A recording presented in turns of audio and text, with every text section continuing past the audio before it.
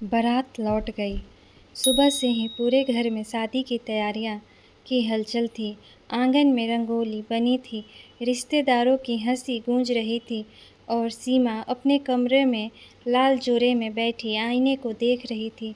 उसकी माँ बार बार उसकी नज़र उतार रही थी। सीमा अपने कमरे में लाल जोरे में बैठी आईने को देख रही थी।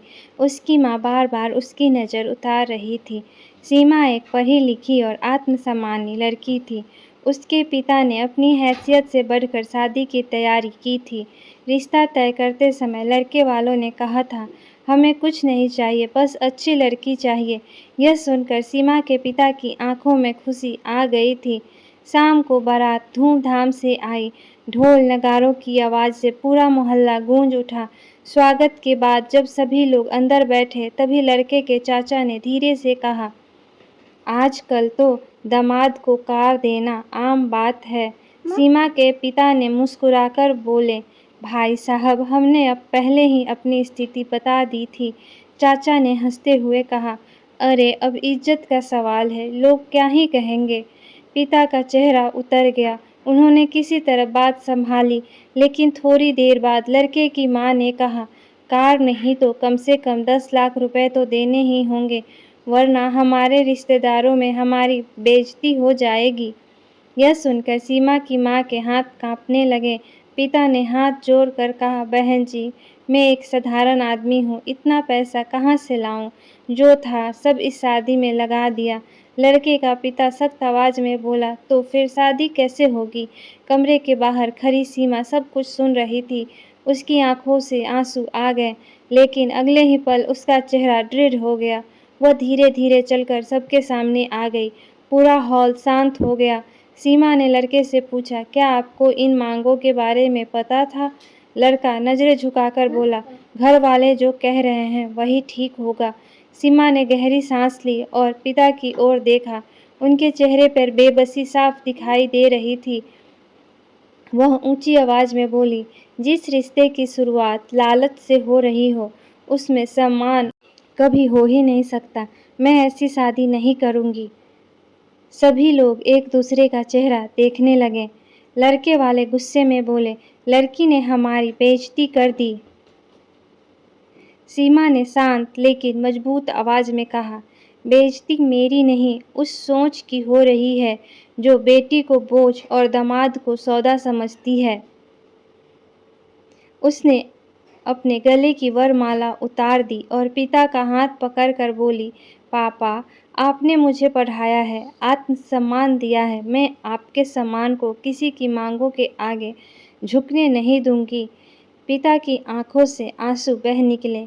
उन्होंने कांपती आवाज में कहा, बेटी, आज मुझे तुम पर गर्व है। बारात बिना दुल्हन के लौट गई। मोहल्ले में तरह तरह की बातें शुरू हो गईं, लेकिन अगले दिन जब लोगों को सच्चाई पता चली तो वही लोग सीमा की हिम्मत की तारीफ करने लगे। कुछ महीनों बाद सीमा ने अपनी नौकरी शुरू की और दहेज के खिलाफ जागरूकता अभियान चलाने लगी। एक कार्यक्रम में उसने कहा, शादी दो परिवारों का आत्मसम्मान और सम्मानजनक रिश्ता है, कोई सौदा नहीं। जिस दिन बेटियां अपने आत्मसम्मान के लिए खड़ी होना सीख जाएंगी, उस दिन दहेज मांगने वालों की हिम्मत अपने आप खत्म हो जाएगी। सभी तालियां से गूंज उठे। सामने बैठे उसके पिता मुस्कुरा रहे थे, क्योंकि उस दिन उनकी बेटी ने सिर्फ एक शादी नहीं तोड़ी थी, बल्कि लालच और दहेज की उस सोच को भी चुनौती दी थी जो न जाने कितनी बेटियों की जिंदगी बर्बाद कर देती है। सीमा के फैसले के बाद घर में सन्नाटा छा गया था। रिश्तेदारों में कोई उसकी तारीफ कर रहा था तो कोई फुसफुसाकर कह रहा था, अब कौन ही करेगा इससे शादी। लेकिन सीमा ने किसी की बातों पर ध्यान नहीं दिया। वह जानती थी कि उसने जो किया है सही था। अगले दिन अगले कुछ दिनों तक उसके पिता बहुत परेशान रहे। उन्हें लगता था कि समाज उनकी बेटी को ताने देगा। एक रात उन्होंने धीरे से कहा, बेटी, अगर तू चाहती है तो हम किसी तरह पैसे का इंतजाम कर लेते। सीमा ने उनके हाथ पकड़ लिए। पापा, अगर आज आप कर्ज लेकर उनकी मांग पूरी कर भी दोगे तो कल वे और मांगते। मैं आपकी जिंदगी भर की कमाई किसी लालची परिवार को नहीं देना चाहती थी। पिता की आंखें भर आई। पहली बार उन्हें एहसास हुआ कि उनकी बेटी कितनी मजबूत हो चुकी है। धीरे धीरे सीमा ने खुद को संभालना शुरू किया। उसने अपनी पढ़ाई और नौकरी पर ध्यान दिया। कुछ महीनों बाद उसे एक अच्छी कंपनी में काम मिल गया। वह घर का खर्च भी संभालने लगी। मोहल्ले के लोग जो पहले बातें बनाते थे, अब उसकी मेहनत और आत्मविश्वास की मिसाल देने लगे। एक दिन दहेज विरोधी कार्यक्रम में उसे बोलने के लिए बुलाया गया। मंच पर खड़े होकर उसने अपनी कहानी सुनाई। उसकी बात सुनकर कई लड़कियों की आंखें नम हो गई। कार्यक्रम के बाद एक बुजुर्ग महिला उसके पास आई और बोली, बेटी, काश मेरी बेटी भी तेरे जैसी हिम्मत होती। कुछ समय बाद उसी कार्यक्रम में मौजूद एक युवक आदित्य ने सीमा से बात की। वह एक शिक्षक था और दहेज के खिलाफ काम करता था। दोनों की बातचीत धीरे धीरे दोस्ती में बदल गई। आदित्य ने कभी सीमा के अतीत को उसके खिलाफ इस्तेमाल नहीं किया।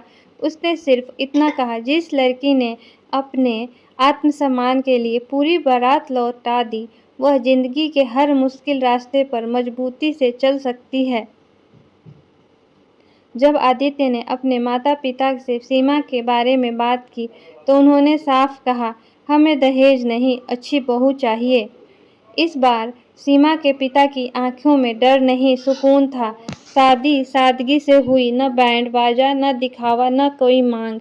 विदाई के समय सीमा ने अपने पिता से कहा, पापा, इस बार मैं सिर झुकाकर नहीं, गर्व से जा रही हूँ। पिता मुस्कुराकर और बोले, बेटी, उस दिन जब तूने बारात लौटाई थी, मुझे लगा था सब खत्म हो गया है, लेकिन आज समझ आया कि उसी दिन तेरी जिंदगी की असली शुरुआत हुई थी। सीमा ने आसमान की ओर देखा। उसे लगा जैसे उसकी हिम्मत ने सिर्फ उसकी नहीं, बल्कि उन अनगिनत लड़कियों की उम्मीद जगा दी जो अपने सम्मान के लिए खड़ा होना चाहती हैं। उस दिन उसने मन ही मन ठान लिया, जहाँ भी किसी बेटी के साथ दहेज के नाम पर अन्याय होगा, वह उसकी आवाज़ जरूर बनेगी। कुछ महीनों बाद सीमा और आदित्य की शादी की सालगिरह थी। घर में छोटी सी पूजा रखी गई। पूजा के बाद जब सभी लोग बैठे थे, तभी दरवाजे की घंटी बजी। दरवाजे खोलते ही सीमा एक पल के लिए चौंक गई। सामने वही लड़का और उसके माता-पिता खड़े थे, जिनकी बारात वह उस दिन लौटा चुकी थी। लड़के के पिता की आवाज़ पहले जैसे कठोर नहीं थी। उन्होंने झिझकते हुए कहा, बेटी, अगर हो सके तो हमें माफ़ कर दो। सीमा चुपचाप उन्हें अंदर ले आई। कुछ पल तक कमरे में सन्नाटा रहा। फिर लड़के की माँ ने रोते हुए बोली, उस दिन हमें लगा था कि हमने कुछ गलत नहीं किया, लेकिन जब रिश्तेदारों और समाज ने हमें आईना दिखाया, तब समझ आया कि हमने अपने बेटे की शादी को सौदा बना दिया था। लड़का सिर झुकाए बैठा था। उसने धीमी आवाज़ में कहा, मैंने उस दिन अपने परिवार का साथ देकर बहुत बड़ी गलती की थी। अगर मैं आपके साथ खड़ा होता तो शायद मुझे आज इतना शर्मिंदा नहीं होना पड़ता। सीमा ने शांत स्वर में कहा, गलती इंसान से ही होती है, लेकिन उससे सीख लेना सबसे बड़ी और ज़रूरी होता है। इतने में आदित्य भी वहां आ गया। उसने मुस्कुराकर सभी को पानी दिया और बोला, अगर आपकी सोच बदल गई है तो यही सबसे बड़ी बात है। लड़के के पिता ने कांपती आवाज में कहा, हम अब अपने गांव में दहेज के खिलाफ लोगों को समझा रहे हैं। हमने तय किया है कि अपने छोटे बेटे की शादी बिना दहेज से करेंगे।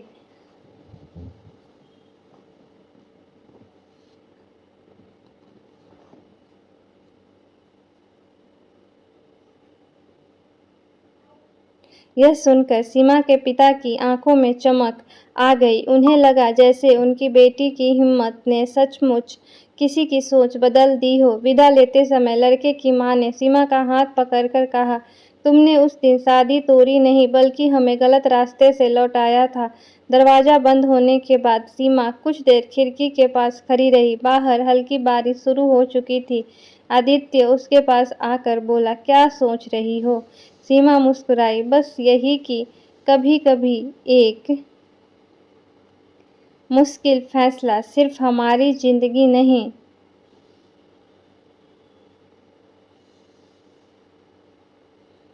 बदलता, कई और लोगों की सोच भी बदल देता है। आदित्य ने कहा, और तुम्हारी हिम्मत ने बहुत सी बेटियों को यह सिखाया है कि सम्मान से बड़ा कोई रिश्ता नहीं होता। सीमा ने आसमान की ओर देखा, बारिश की बूंदें जैसे एक नई शुरुआत का संदेश दे रही थीं। उसे महसूस हुआ कि उस दिन बारात लौटने के साथ उसकी खुशियाँ खत्म नहीं हुई थीं, बल्कि उसी दिन उसकी ज़िंदगी ने सही दिशा पकड़ी थी। अब वह सिर्फ एक बेटी या बहू नहीं, बल्कि उन लड़कियों की उम्मीद बन चुकी थी जो अपने आत्मसम्मान के लिए आवाज़ उठाना नहीं चाहती थीं। आगे की कहानी अगले पार्ट में आएगी। अगर आपको यह कहानी पसंद आई तो कमेंट में ज़रूर बताएं। Thank you.